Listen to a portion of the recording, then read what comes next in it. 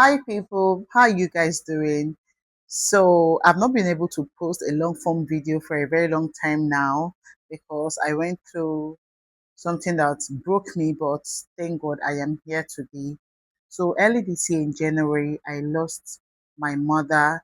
Then 2 days later, I lost my first son on 12th and 15th of January. I've never lost anybody in my life before, like a very close person. So the very first time it happened twice. And you can imagine how painful that was. I was in so much pain. I was in so much pain. And I really miss my mom so much. I miss my mom so much. Like she was a mother, she was a present mother. Like we literally knew her as our mother and father at the same time because she played the both role and she was a beautiful woman, accommodating, and I have so much to say about her. But I'm here to talk about my son and what happened and what led to his demise and all of that. Oh my God.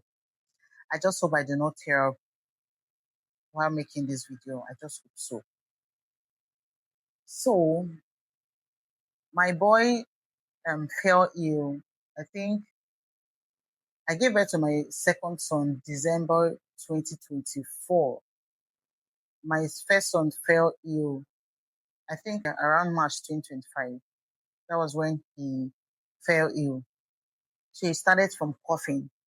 I noticed that he was coughing a lot. And me, I felt like, oh, maybe he's cold or something. I felt like he's cold.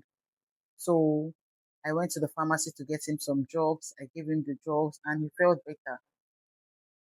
Before you know it, it will start again. The cough will start again. So we kept treating him. We even went to the hospital. We did a lot of tests and all. And I noticed that he was also losing weight. He eats a lot. I try as much as I can to buy. If you know me, you know I buy lots of things for my children. I don't joke with them. I buy a lot of things that at least to make him add weight, especially things like soya bean powder. Like there's one that someone recommended to me. I got it and I gave him, and I noticed he was losing weight continuously. There was a video I even made. I wanted to post that video. I think we were doing like a get ready with me in the morning, and the way I saw his chest, like the whole ribs, his whole ribs were out. Like it was very visible. I didn't post that video. I think I posted the video after he passed. So when we noticed all of that, we took him from to different hospitals, different hospitals. So one of the hospitals we went to, they asked us to go and do um a an X-ray. Went to do the X-ray and they found out that one of his lungs, that there was fluid in it. How did that one come about? Because I've never heard of that kind of thing before. It's like my first time. They said there was fluid in his lungs. I'm like, fluid came from where? So they said they're going to do an extraction. They're going to extract the fluid. Hmm. So they booked us to come to the hospital. We went there. The hospital in Port Harcourt City. We went there and they started the process and it was not easy. My boy was in so much pain. Our healthcare system in Nigeria is a mess. Our healthcare system in Nigeria is a mess. Do you know that when we went to the first hospital, when they were extracting it, I think they brought an anesthesia, yes, to give him an injection so that he will not feel pain. Then he slept off. They extracted the fluid. We stayed in the hospital for I think almost one week. Then when the doctor came to lose, okay, first of all, when they extracted the fluid, the color of the fluid was not. It was red. It was red, and the surgeon that did that, he was just after his money. If you see, my husband even had to cry with him in the hospital. He was after his money. He didn't even care. Like you see that, okay, this is the color of fluid that is coming out from this child. The next thing you should do is to take it for sample to know why. To know why the fluid is this color. At least from there we would have tackled it. My boy would have been here. But he didn't do any of that. He was just after his money. He was just even after we paid him his money, he was so reluctant about my boy. Ah, it was just something else. He didn't do any. He didn't take the fluid for any scan to know, okay, see what the issue is. He didn't do any of that. Then they took okay, the I think the last day when he came to remove the stitching, when he came to remove the fluid pipe that he used on him, the boy was in pain. He's a child. He was in pain. And I overheard the doctor when I was going inside, because I left the room because I was unable to bear the pain. Like, he was crying, but I was also crying. I was in pain too. He was, I overheard the doctor when I came in. I saw him trying to like do this to my son. He was like, if you don't keep quiet, I will beat you. I stood and was looking at him. I was like, is this man okay? A child that is going through so much pain, that is what you should do. Finally left the hospital. It was better. 1 month after, the cough started again. Like, it became more like, if you see where he's coughing, it became very serious. We were like, what's all this thing? Where is all this coming from? Then we went to another hospital and they told us to go for a CT scan. Yeah, they told us to go for a CT scan. So we went for the CT scan and the result came out. They said he had a tumor on his right lungs. That was when my world started to crumble. I prayed, I prayed, I prayed. There's no prayer I didn't join. I prayed. But when things like this happen to us, I feel like God knows why. Yeah, God knows why it happened. God knows why He allowed it to happen.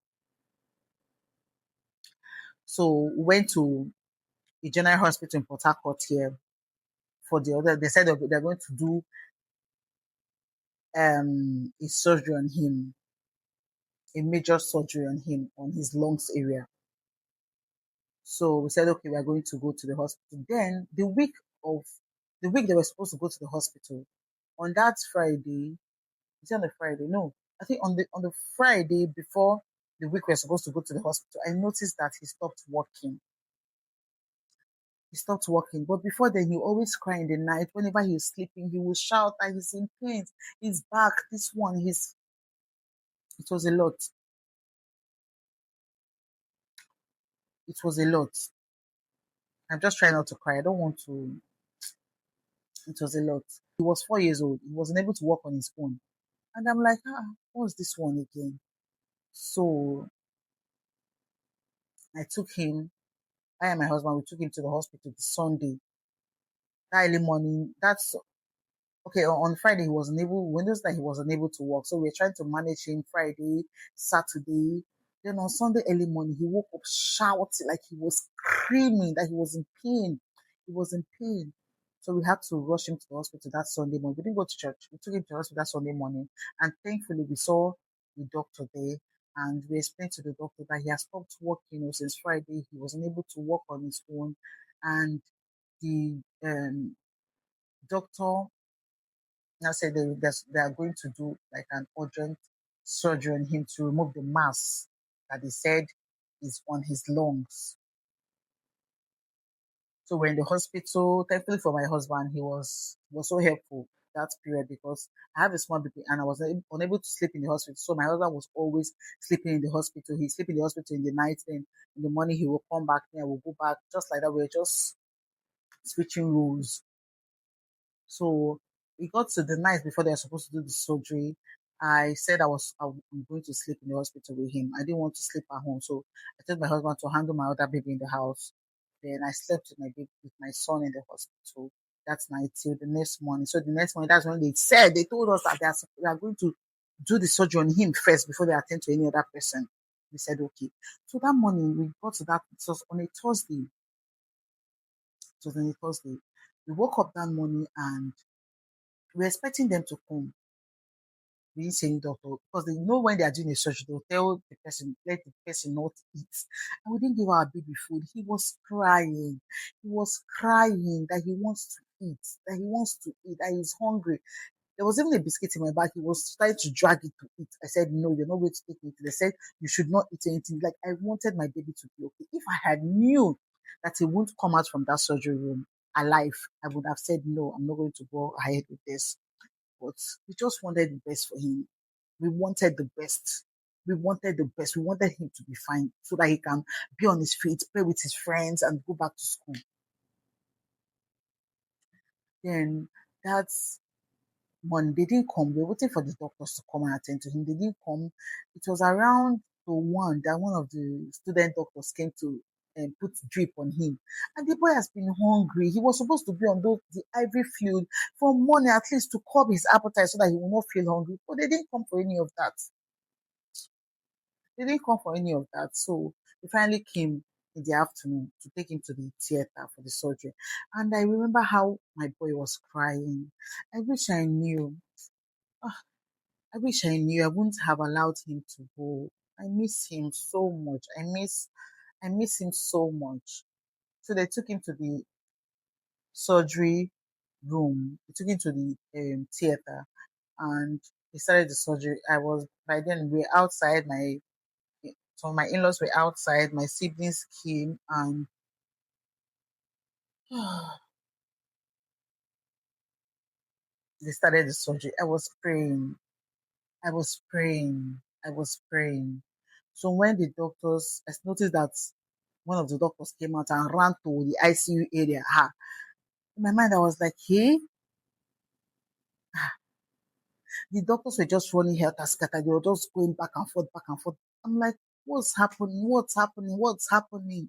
They said we should go and pay for ICU. I didn't have the money, so I had to borrow money from somebody. I said, okay, we'll pay for the ICU. At least let my baby come out.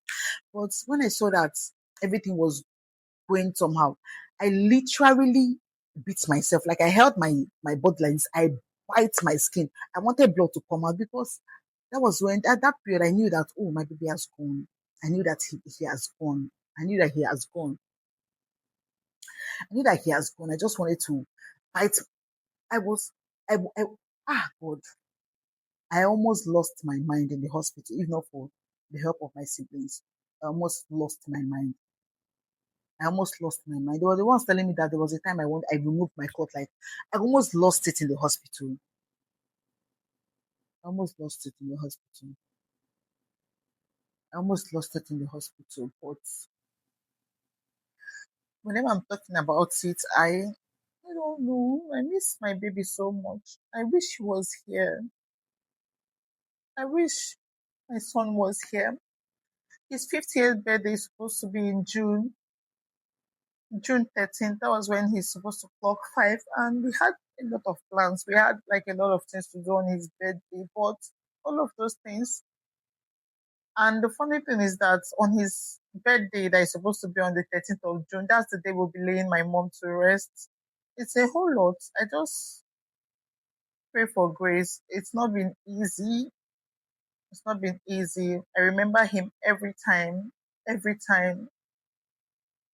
I remember him every time. His things are still in the house. His clothes is in the house. His pictures are in the sitting room. I don't know, but I just pray for grace. And it's not easy. You see, losing a loved one and losing a child, it's not easy. Remember him in everything, every second. You remember him. And I'm just thankful to God that I'm here today. It was not easy. I'm here today. As Christians, we do not mourn like those that do not have Christ. I know that I will see my boy on the resurrection morning. I know I will see my mom too. I know I'm going to see them. And I just pray that God gives everyone that has gone through any form of loss the strength to go through it because it is not easy. I'm here today because of the grace of God and because of the family that I am in, because of my family, my the fellowship that I attend. Like they literally were there for me. Like they were there. They held me by my hand. You see, in this life, one of the things you should pray for is the gift of men. The gift of men. I knew I had people.